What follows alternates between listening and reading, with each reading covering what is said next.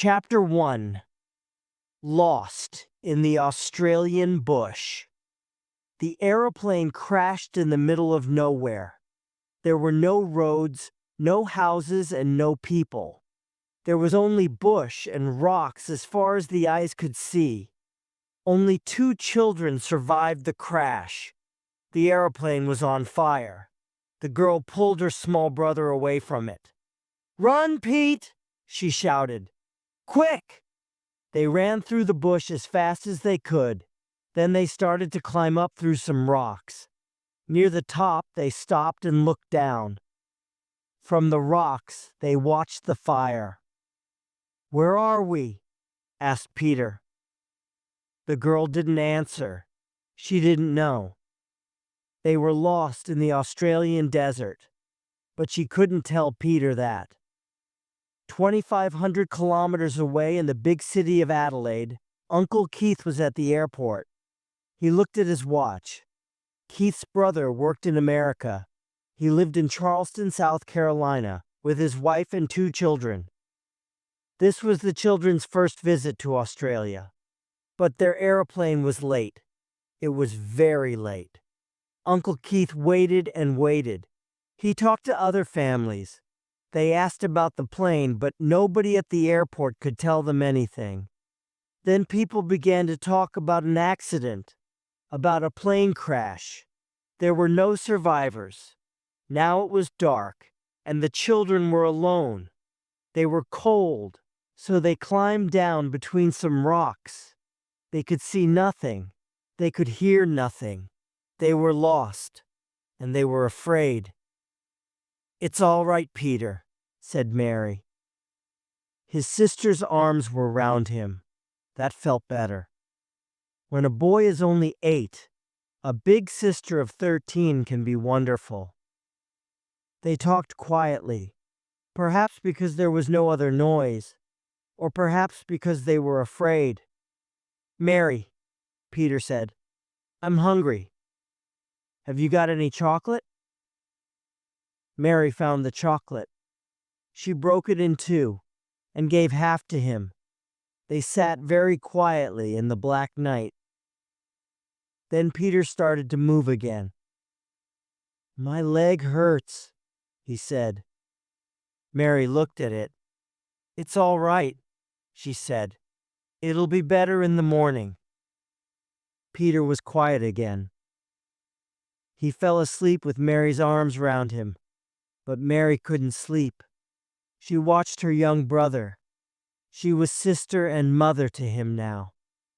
She thought about the airplane journey and the accident, and she thought about her mother and her father, but her head felt heavy.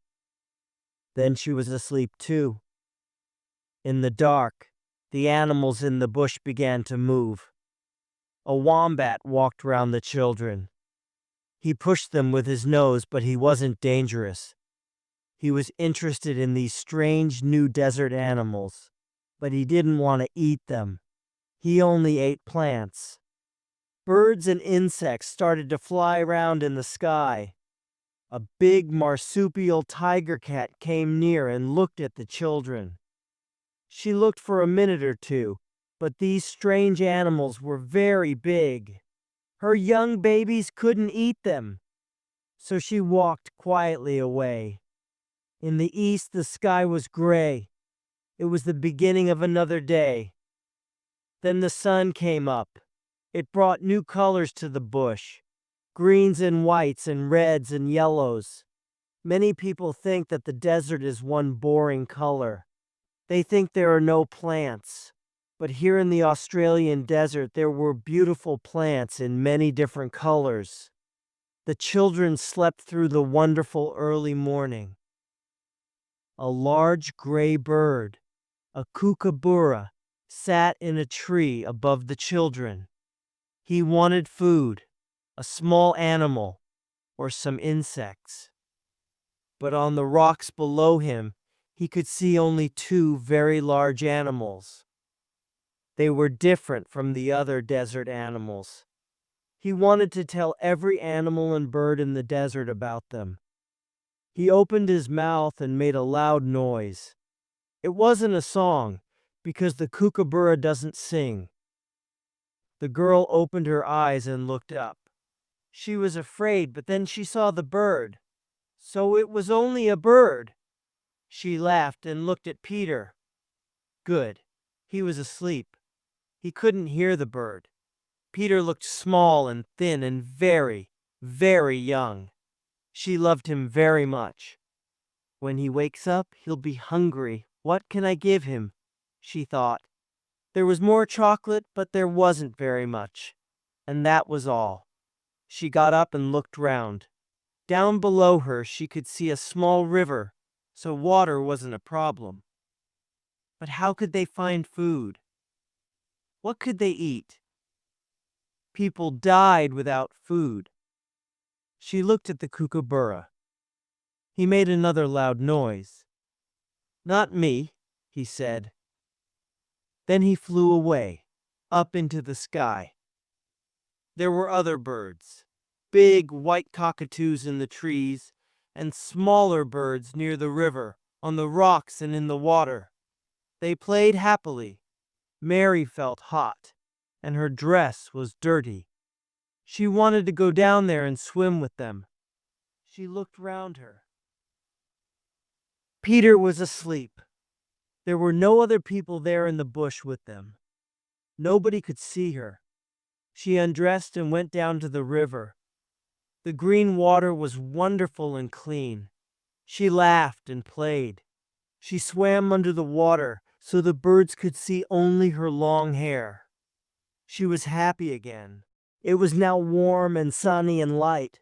Her brother heard the sound of water and opened his eyes. Where am I? For a minute, he was lost. He wasn't in his bedroom. He wasn't in an aeroplane. Then he saw Mary in the river. Hi, Mary, he shouted. I'm coming too. He climbed down to the river quickly. He threw off his clothes and jumped off a rock into the middle of the river. Peter, what are you doing? You can't swim. She swam to him and pulled him to the rocks. There she helped him out of the water. I can swim, he said. Okay, she said, but not in the middle. Stay near the rocks. He jumped into the river again, but this time he stayed near the rocks. Mary watched him for a minute. Then she remembered. She had no clothes on. She got out of the river onto the rocks and put her dress on quickly. Peter looked up at her. Your dress is wet, he said. Why didn't you get dry first? Come out now, Peter, and put your clothes on. Mary pulled him out of the water and dried him with his shirt. Then she helped him dress. He was happy after his swim. I'm hungry, he said. What can we eat? Here's some chocolate. Mary gave the chocolate to him. Peter looked at it. It's very small. Is that all? Yes, that's all, said Mary sadly.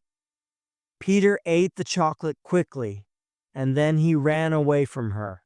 He started to play in the rocks. He doesn't understand the problems. That's good, thought Mary. But there were a lot of questions in her head. What can we do next? Where can we go? How can we find Uncle Keith? She had no answers. Mary! Mary! Peter shouted. Come quickly! She climbed over the rocks to him. His hands were inside his jeans. Something's hurting me, he cried. Mary pulled down Peter's jeans and looked at his legs.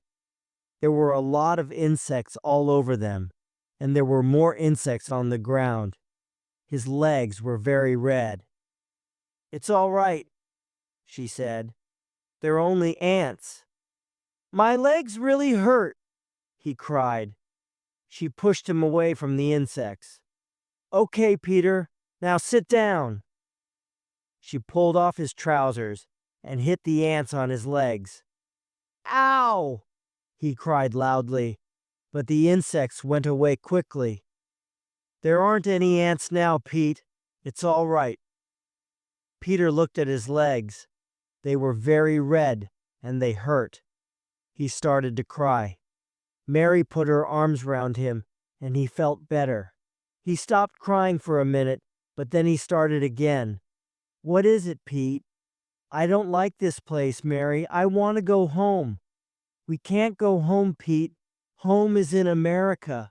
How can we get across the sea?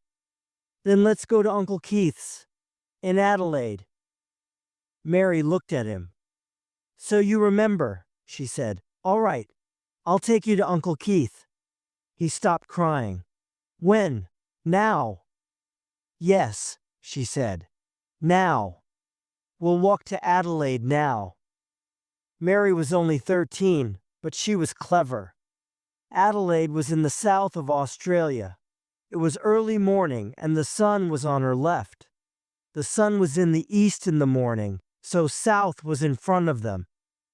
The small river in front of them also went south. Let's go, Peter, she said to her brother. They started to walk down the river. For the first half an hour it was easy, and Peter walked fast. Then it got harder. There were big plants in front of them. They climbed over them, or they walked round them. After 2 hours, Pete was tired. Walking was difficult. He didn't say anything, but Mary knew. Let's sit down here, she said. He sat near her and put his head in his hands. They said nothing. They watched the river. I'm hungry, Mary. What are we going to eat? Oh, Peter, it's not lunchtime. When will it be lunchtime? I'll tell you. But there were more questions. What are we going to eat for lunch? We'll find something. But what could they find? There were a lot of plants, but they didn't have any food on them. Quickly, Mary got up. All right, let's find some food. Peter jumped up. Great idea, he said. They looked in the river, but they couldn't find any fish. The fish were asleep at the bottom of the river.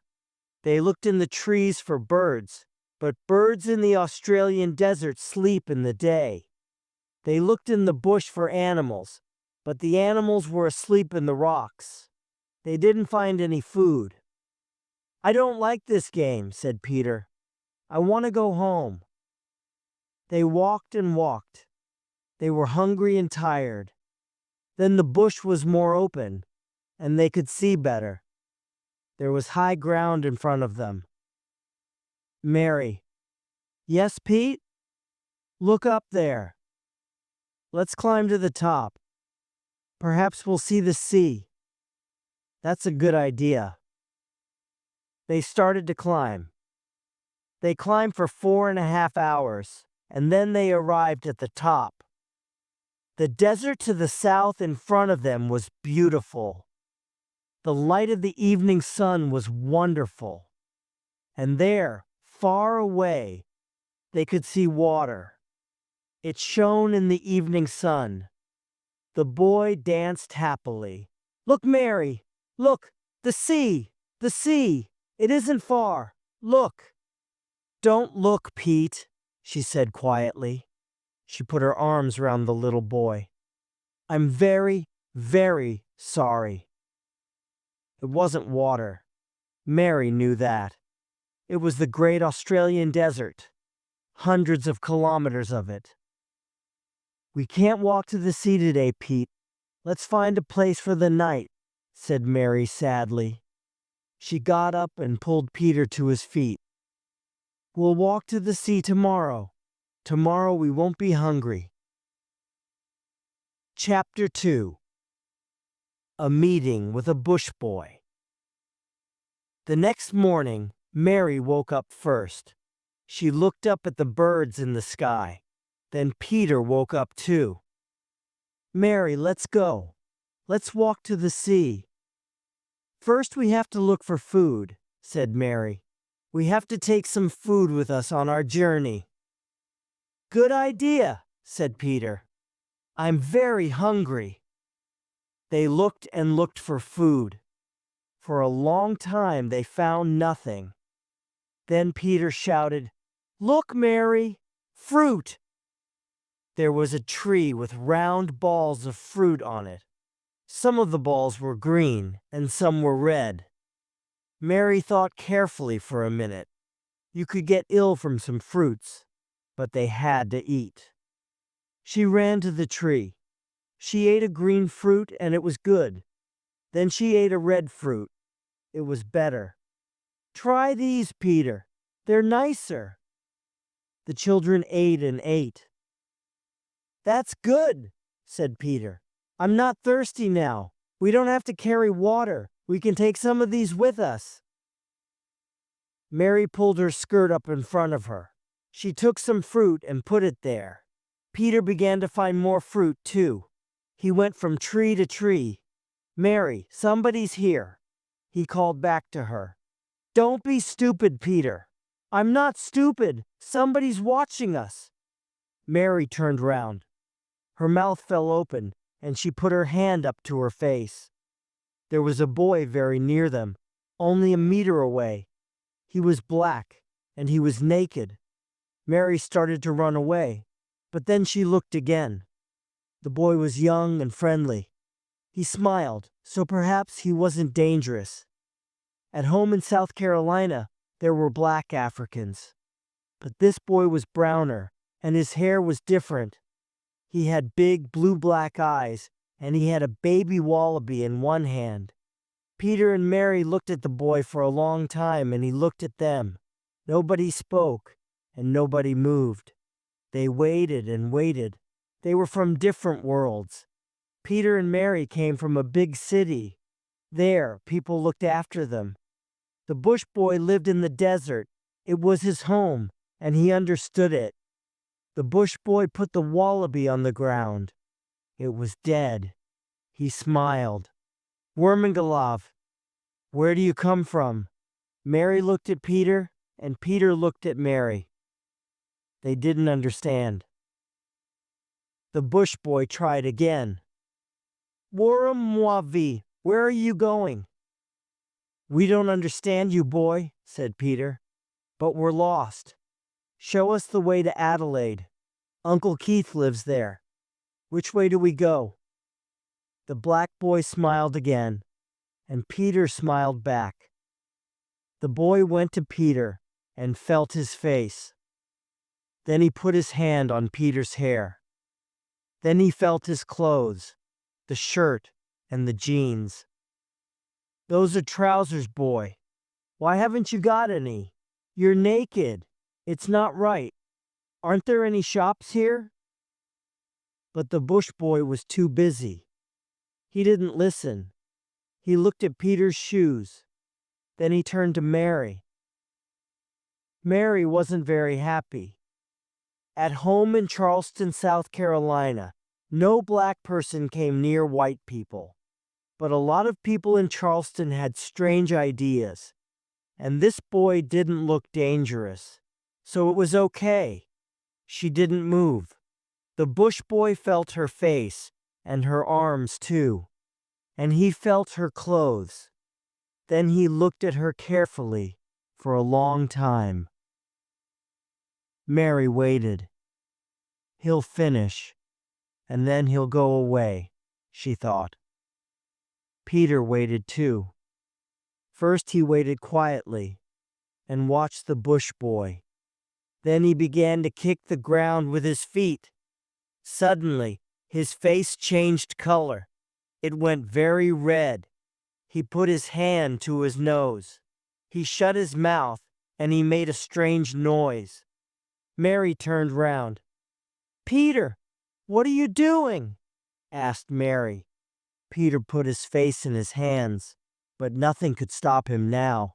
Suddenly there was a loud noise. Peter sneezed, and then he sneezed again, very, very loudly. "Stop it, Peter," said Mary. She was angry because she wasn't in charge now. Behind her, there was a different noise. The bush boy laughed. He laughed because Peter's sneeze was a very big sneeze from a very small boy. Then Peter laughed too. The two boys fell to the ground. They kicked their legs and moved their arms. They couldn't stop. They laughed and laughed. Mary watched them. She wanted to laugh too, but she was too old for that.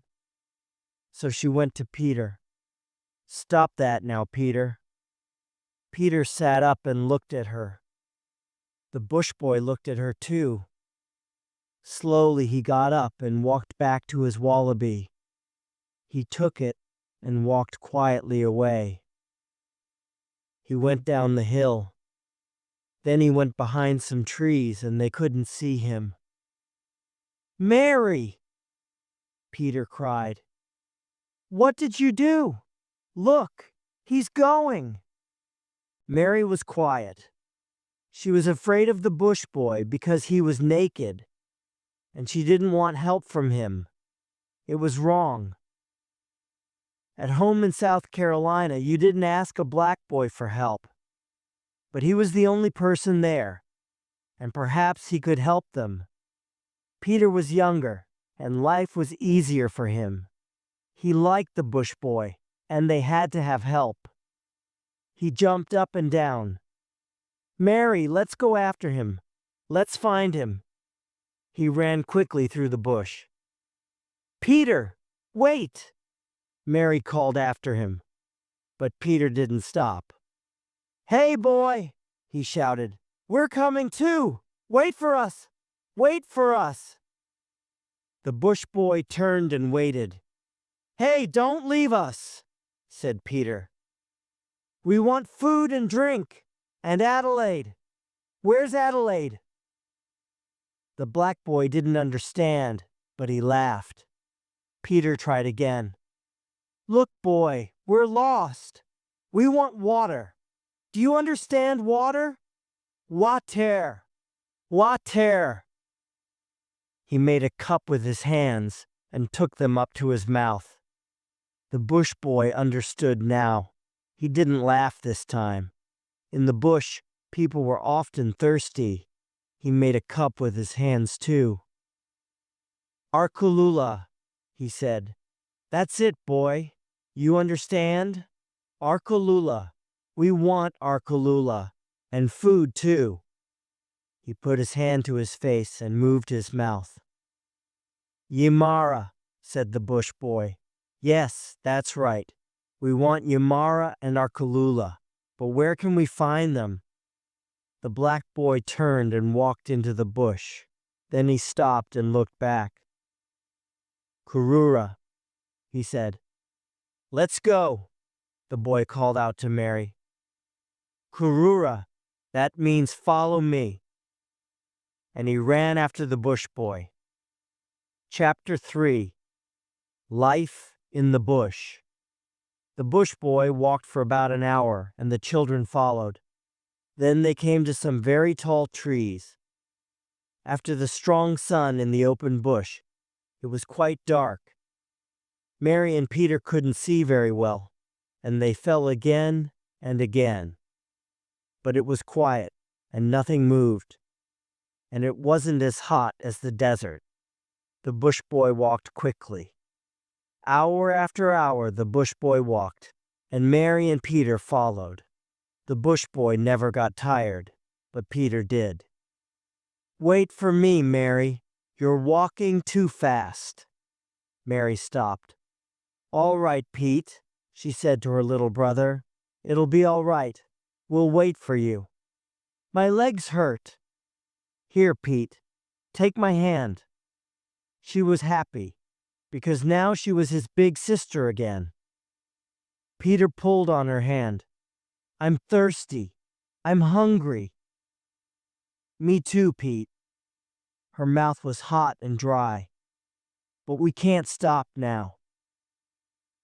Suddenly the trees ended, and there was the desert again, kilometers and kilometers of desert, with its hot, hot sun and no water. Cruel, said the bush boy. He left the trees and started to walk in the desert, but Mary stopped. Where's the food? Where's the water? It's too far for us. We'll never find it. She sat down under the last tree before the desert, and Peter sat down next to her. The bush boy came back. He spoke quietly in his strange language, but they understood. You have to follow me or you'll die. There's water. It's not far now. Look over there. With his hand he showed them some rocks and a small hill. But that's a long way, said Mary. The desert was hot, but here under the trees it was nice. It was easier to stay here. And was the bush boy right? Was there realty water in those rocks in the middle of the desert? Arkalula, the bush boy said, again and again. Mary looked harder. It was dark round the bottom of the hill. Why? Were there bushes? Green trees and bushes? There is water there, Pete. Trees are only as green as that when there's water. She jumped up, and the three children walked out into the desert. The sun went down before they arrived at the hill. But there was a little light and they could see the green bushes. They walked through them. Arkalula, said the bush boy, and smiled. Mary and Peter were excited. They could hear water. It was very near. Peter wasn't tired now, and he ran in front of them. It's water, Mary, water, he shouted. Arkalula, said the bush boy again. Peter was on the ground with his head in beautiful, clean water. Mary sat down on the ground next to him, and the two white children drank. They drank and drank. The water was good, but it was warm. The bush boy sat next to Mary. With his hands he took water from the bottom of the river. Mary did the same. Now the water was colder and better. The bush boy drank only a little. Then he stood up. He climbed up the hill and sat on a rock. He was interested in the children. He watched them carefully. They were strange. They didn't know the desert. They didn't know anything. Where were they from? Why were they here? They couldn't live alone in the desert. I have to help them, he thought. The small boy stopped drinking and climbed up to the bush boy. The rocks were big, and it was difficult for him. The bush boy put out his hand and helped him up. Peter sat down and looked at the wallaby. He felt it with his hands. Eat? He asked. Yamara? The bush boy smiled and got up. He climbed down from the rocks. He looked at different rocks and stopped in front of a big flat piece. Then he found some wood. Peter watched, but he didn't understand. Lorana, said the bush boy. He began to build a fire. I know. Peter was excited. Fire. You're going to make a fire. Larentia, said the bush boy again. Okay. Lorana. You're going to make a Lorana. I'll help. The bush boy found more wood, and Peter helped him. But Peter stopped suddenly. How can we light a fire? He asked, when we haven't got any. Peter didn't finish his question, but watched the bush boy with his mouth open. Australian trees have very dry wood, and Aboriginals can make fire in the old way. The bush boy sat by the flat rock. He put some very small pieces of wood on the rock. Then he took a long piece of wood between his hands. He put the end of this into the small pieces and moved it round and round very fast, and very quickly there was a good fire. That's clever, said Peter. He put some more wood on the fire. Mary sat alone and watched the boys. Peter followed the bush boy everywhere. He didn't want her now. Boys didn't want to be with girls. Why can't I be a boy too? She thought. She watched the smoke from the fire sadly. The boy took the wallaby and cooked it slowly on the fire. An hour later, they sat down near the fire and ate it. A dingo sat on a rock only 10 meters away and watched them. There was a lot of meat, and they ate it all. There wasn't any meat for the dingo. Now they were tired. The bush boy put some water on the fire. Then the 3 children slept. Mary woke up first before the sun was up. She watched the sky. What was up there? Another life? Life after death? Heaven? She didn't know. She looked at the naked bush boy and then looked away quickly.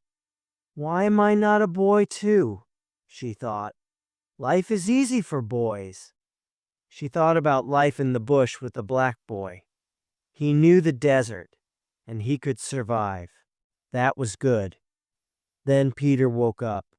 He sat up and looked at Mary, and then at the bush boy. How can we get to Adelaide, Mary? Will the boy take us? At home in South Carolina, she usually knew the answers to Peter's questions, but here in the bush, she didn't. I don't know, she said.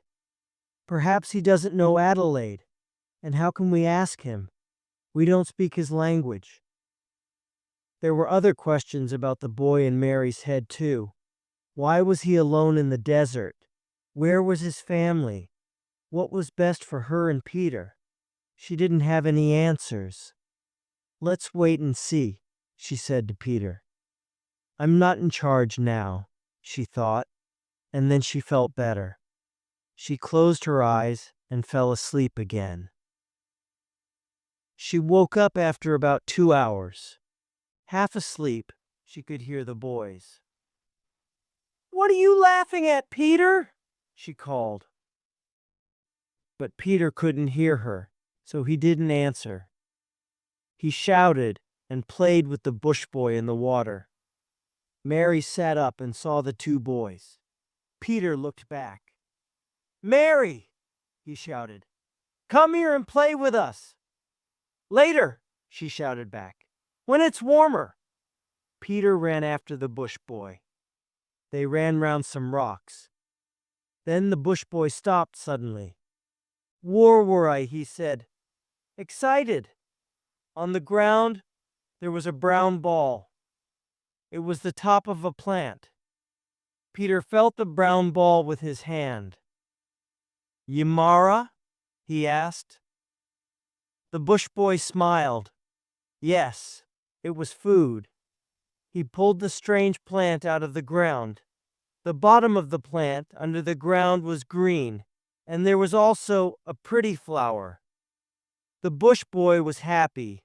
It was good food. They ran into the desert and looked for other warwara. Mary waited alone. Then she went down to the river. She swam and played in the water. Half an hour later, she heard the boys. They were back.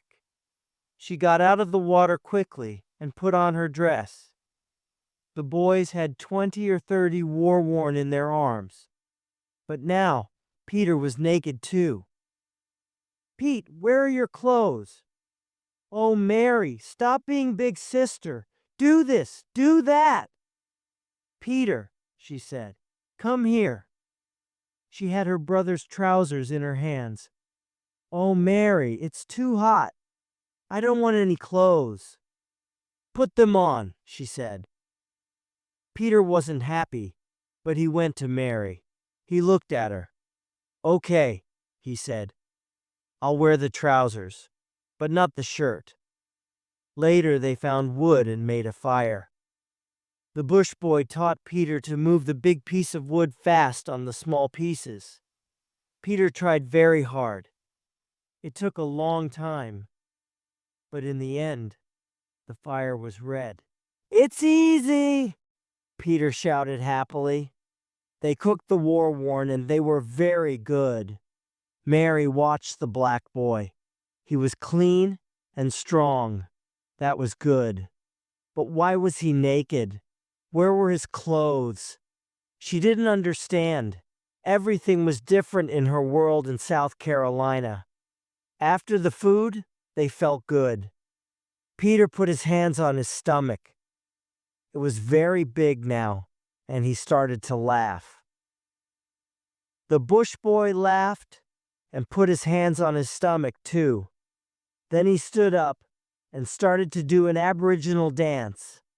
First it was slow, but then it was faster and faster, and then it was stranger and stranger. He danced round and round the fire. Then he stopped in front of Mary.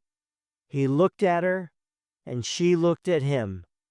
Nobody moved. Mary was suddenly afraid, and her eyes were wide open. The bush boy's eyes were wide open too. He wasn't afraid, but for the first time he saw a girl. Mary was a girl, a lubra. She wasn't the same as Peter. Then the boy saw something in the girl's eyes. It was dark and strange. She was afraid. To him, that could mean only one thing. The girl saw death. His death. For the bush boy and for his tribe, there was a life plan. You were born, and then you walked with your tribe. After that, you walked alone, on your walkabout. Then you were a man, and you lived with a woman. And after that, you died. It never changed. That was life. Now the bush boy walked alone. He was on his walkabout. He had to live in the desert alone for 6 months. He had to find food and water. He had to kill animals and find fruit on the trees. Every day was dangerous for him. After his walkabout, he was a man, but the girl could see his death, so there was no future for him. Everything was different for him now. He stood in the middle of the desert. I'm going to die, he thought. He was very cold, but he wasn't afraid. Peter looked at the older children. Hey boy, dance again. I like that. Then he stood up and started to do an Aboriginal dance. The other two didn't move. They didn't speak. It was very strange. Peter didn't understand. Hey Mary, what's happening? He took Mary's hand and then he began to cry. The bush boy looked at him, so Peter could see his death too. He turned and slowly walked into the desert. The children watched him. Mary's face was white. Peter was afraid. Mary, he's leaving. What'll we do? He cried. He ran into the desert after the bush boy. Hey boy, stop! Come back! Come back!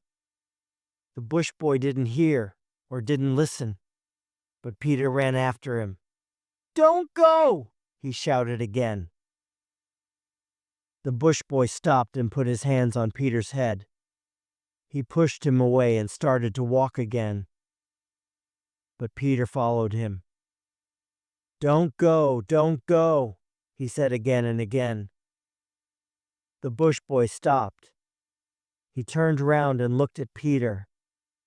When Peter sees my death in my eyes, he'll run away, he thought. Then I can go. But Peter took the bush boy's hand. He looked at him and smiled. That's strange, thought the bush boy. Perhaps I'm not going to die. Perhaps I'm wrong. He turned round and looked at Mary. Perhaps she's wrong. Perhaps death isn't coming for me now. Perhaps it's on its way to other tribes. He walked back to Mary, but she moved away. She was afraid. He saw it in her eyes. So I am going to die, he thought. Perhaps not today, not tomorrow, and not the next day, but before the rains come. Chapter 4. The end of the walkabout. The bush boy thought about the two children. They didn't know the desert, and they couldn't find food without him. They'll die too, he thought. Then he had an idea. He had to take the children to the rivers under the mountains. That was the end of his walkabout, and a good place for them. There was water and food. There were white people not far from there too. How much time did they have? Not much, perhaps. They had to go quickly. He put out the fire and took the warwara in his arms. Kurura, he said. He walked into the desert. Peter followed, but Mary didn't move. Then she got up. Where's he going? I hope he knows, she thought, and she started to follow too. They walked in the desert for a long time, up and down, over big rocks and across dry rivers. They went through tall trees and thick plants. It was hot and dirty, but the colors were beautiful, yellows, greens, and reds. The bush boy never stopped or looked back. He knew the way. Then the desert was suddenly more friendly. The trees were taller, and there were a lot of birds in a river. It was midday, and the sun was very hot. The boys drank water from the river with their hands. They put their heads in the water. Mary drank too, but she didn't go near the bush boy. When he looked at her, she looked away. What's wrong, Mary? Asked Peter. Why are you afraid? Mary didn't move, and she didn't say anything. Peter didn't understand. But Mary was strange sometimes. Girls were often strange. He went to the bush boy and sat next to him. They ate the wanvora. Peter gave some to Mary, and she ate them too. What's wrong, Mary? It was very hot, so they stayed under the trees near the water for 3 hours. Then the bush boy got up and started to walk again. He usually walked 45 kilometers in a day, but Peter got tired quickly, so they only walked 25. On the way, the bush boy killed a big bustard, and they ate it for dinner. Then they felt sleepy. That night it was cold, but the rocks stayed warm from the sun. So each child found a big flat rock, but Mary couldn't sleep. Peter! Yes? Come and sleep next to me, please. Why? I'm cold. Okay. He fell asleep next to her, but Mary watched the bush boy. I won't close my eyes. I'll watch him all night, she thought. But she was very tired, and of course, she fell asleep. The bush boy didn't sleep. Hour after hour he stood there on the rocks. He looked out at the desert. He didn't move, and he didn't make any noise. The children walked the next day, and the next day, and the day after that. They stopped for 3 hours at midday when the sun was very hot. They found food, plants, fish, and small animals. They made fires and cooked their food.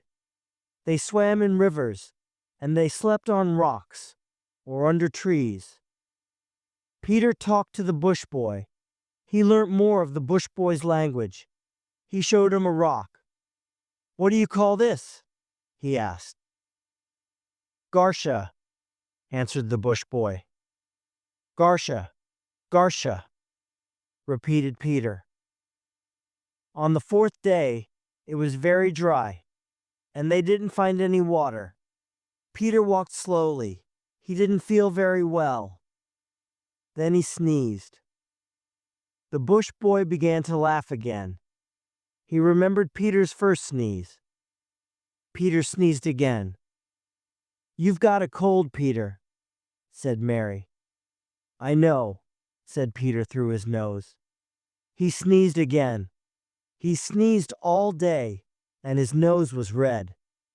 Aboriginals never sneezed and never caught colds. The bush boy didn't understand. "What's he doing? What's wrong with him?" asked the bush boy. But of course Mary and Peter didn't understand the question. That evening Peter didn't help with the fire. He was too tired and too ill. Mary put her arms round him, and in a minute he was asleep. The bush boy cooked food for the two of them. Then he put out the fire. He was happier. The two children walked well, and it was not far now. He found a place to sleep, but suddenly he sneezed. He put his hand to his face. It felt hot. That was very strange. Perhaps he was ill too. In the morning, Peter felt better. He got up and looked for the bush boy. He saw him in the rocks and went down to him. The bush boy stood near some water. He had a large, round rock in his hands. He looked at Peter and smiled.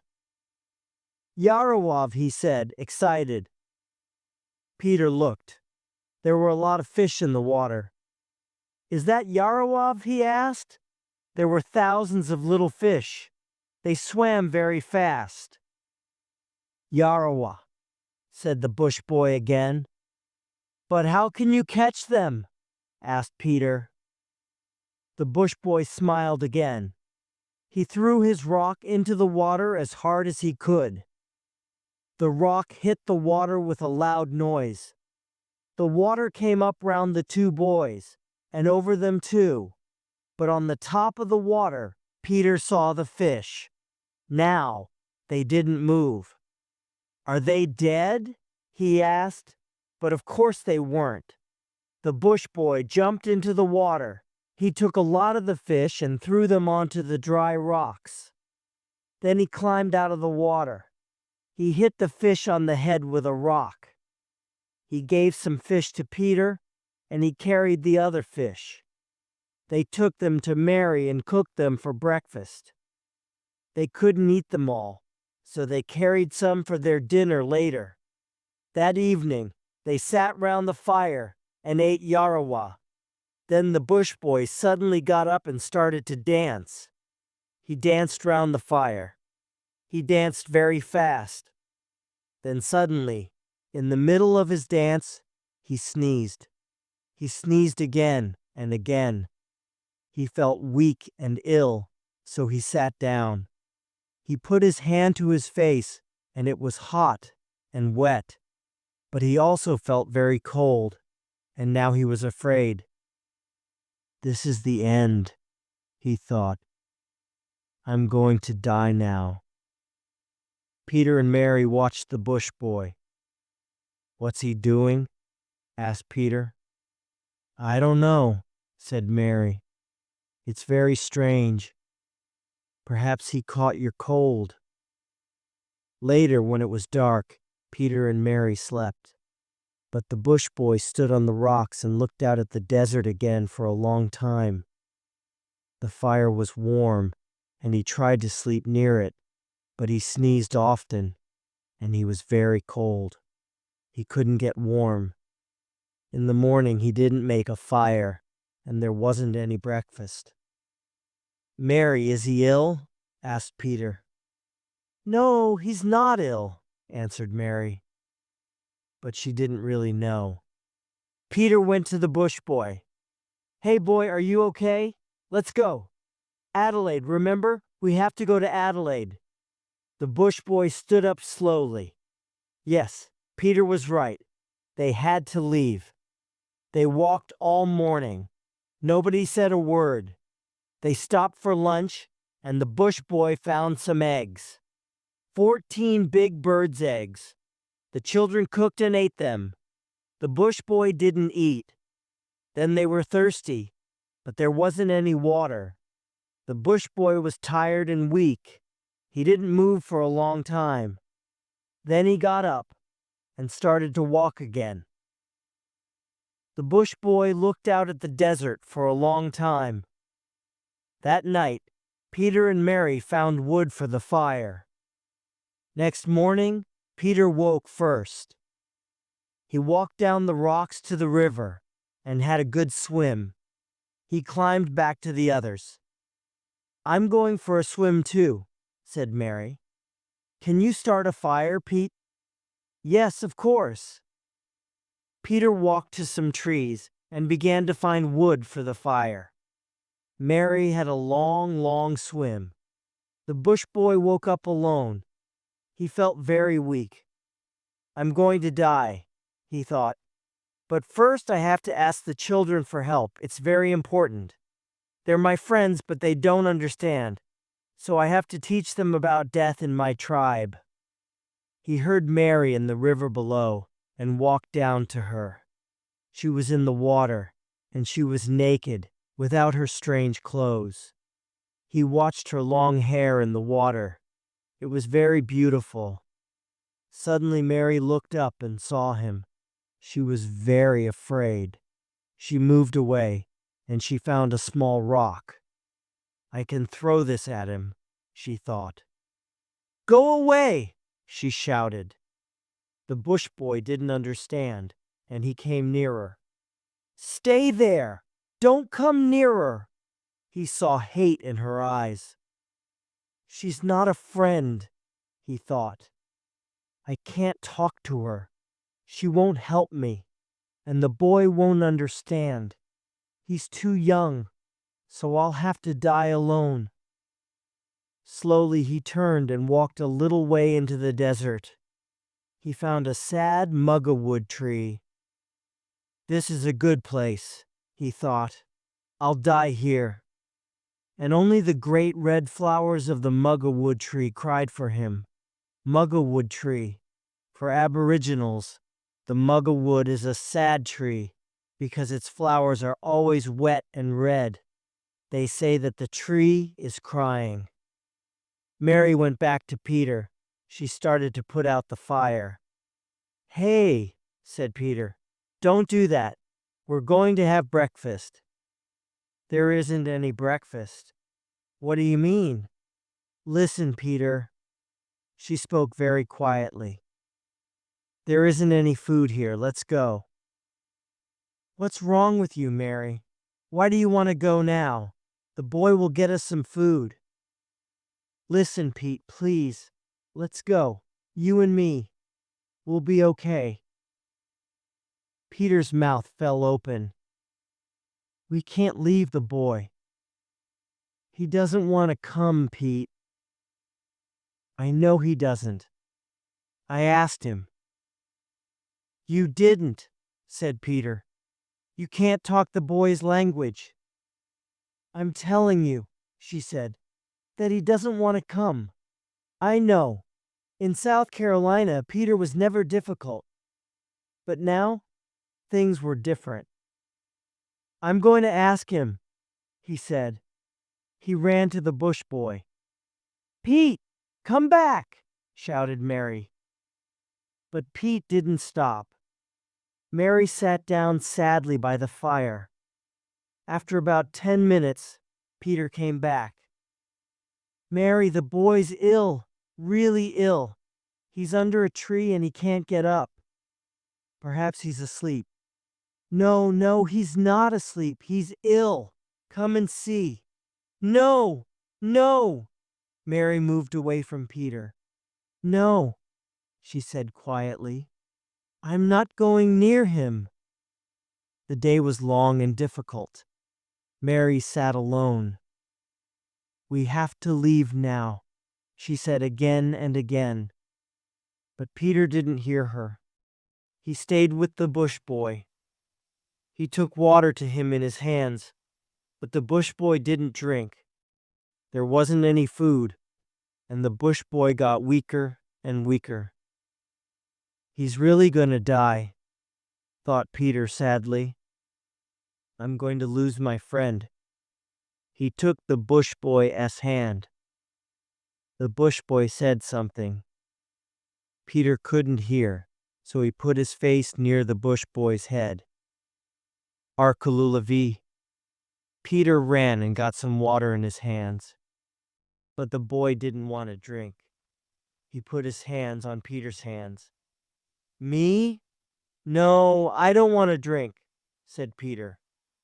But the bush boy put his hands on Peter's hands again, and then he sat up. He showed him the hills far away to the south. Arkulula, said the bush boy again. Yimara. Ah, I understand. Over there's food and water.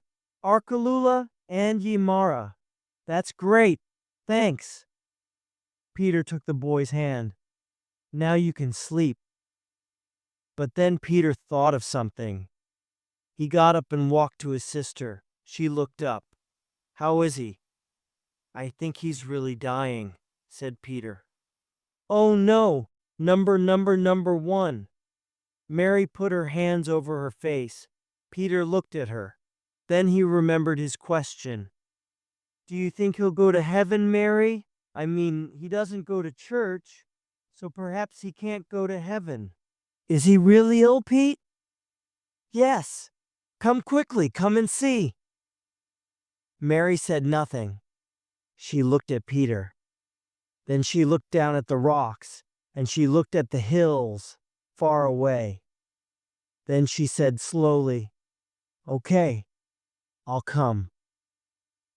They walked to the bush boy's tree. She looked into his face. You're right, Pete. He's dying. What'll we do? She sat down and took the bush boy's head in her hands. She put her hands on his face.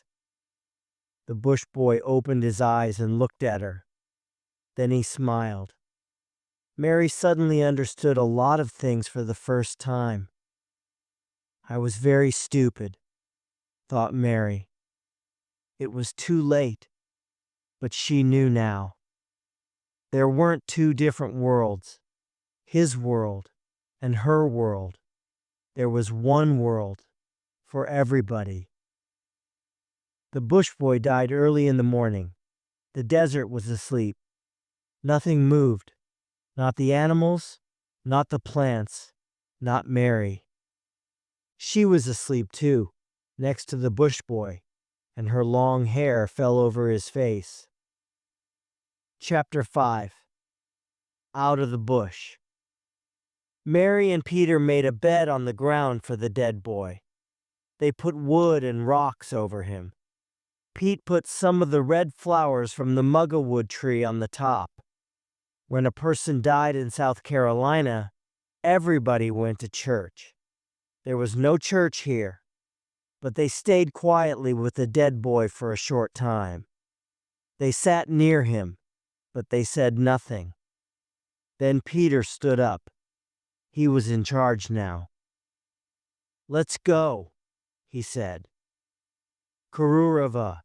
Where to? Over the mountains. Is that the right way, Pete? Mary asked. Yes, the boy told me. Over the mountains, there's food and water. All right, she said. Let's go. They started to walk. They walked carefully, and they found food and water. The bush boys' lessons helped them. They knew the desert now. That night they stopped and built a fire. They sat and talked sadly about the bush boy.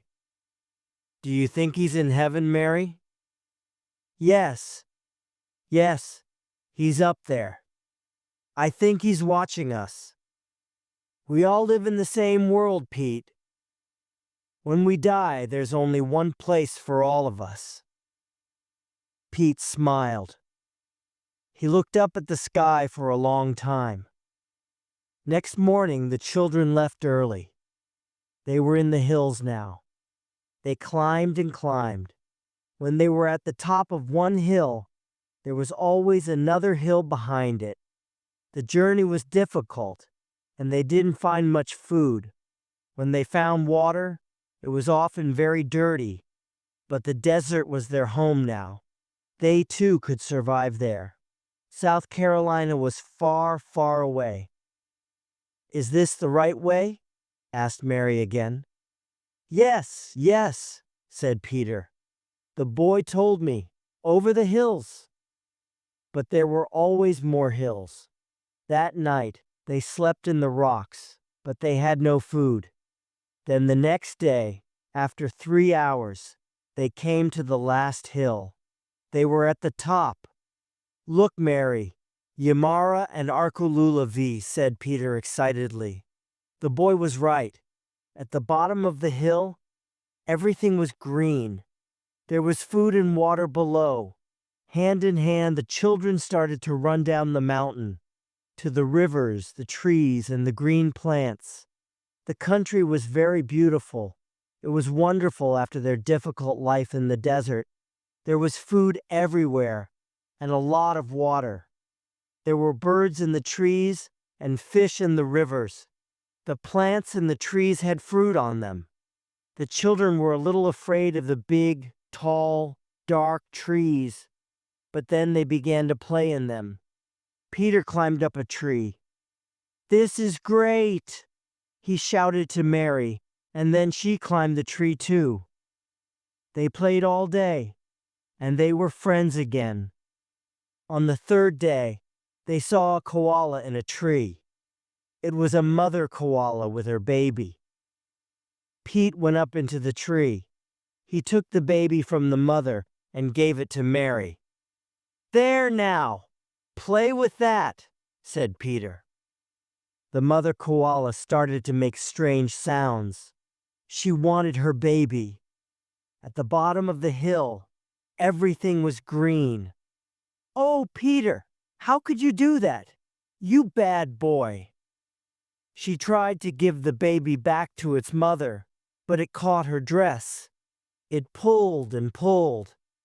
Mary's dress came off and fell to the ground. "Oh, my dress," said Mary. She laughed. She felt good now, with no clothes on. She was a different Mary now. "I never want to leave here," said Peter on the 6th day. The children played and played. They swam for hours in beautiful blue water. They forgot Adelaide and Uncle Keith, and they forgot their old life in South Carolina. Mary sometimes thought of home in Charleston, but not often. They were very, very happy. On the 7th day, the children found a beautiful wide river. They sat with their feet in the warm water. "Hey, look over there," said Peter. "Smoke! There's a fire." "And people," said Mary. "Yes, people. How many are there?" "3, I think." "Let's make a fire too. Then they'll see us."